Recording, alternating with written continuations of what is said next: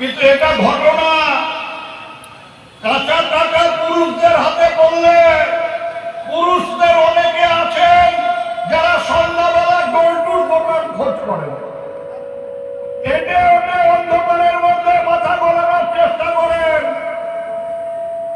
ওই সিঙ্গেল ডিজিটের লটারি আর ওই কি লটারি আছে যে 6 টাকার লটারি, বিএল লটারি কাটিয়ে টিকিটে ভিড়লে পরে 1 কোটি টাকার মালিক হবেন, সেই লোভে ওই কাঁচা টাকাটা পুরোটাই লটারির টিকিটের লটারির দোকানে নিয়ে আসেন।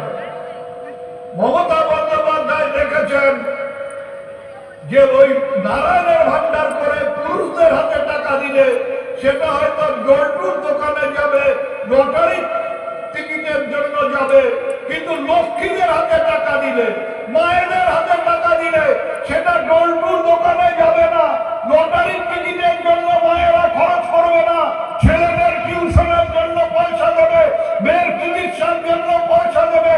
বাড়ির পুরুষ মানুষটা যদি কোনোদিনও বাজার করতে না পারে সেদিন মা তার আঁচল থেকে পয়সা বের করে বাজার করবার বন্দোবস্ত করবে। তাই মায়েদের উপর ভরসা রেখে, মেয়েদের উপর ভরসা রেখে মমতা বন্দ্যোপাধ্যায় লক্ষ্মীর ভান্ডারের ব্যবস্থা করেছেন। তাই মায়েদের আরো বেশি দায়িত্ব, মায়েদের আরো এগিয়ে আসতে হবে।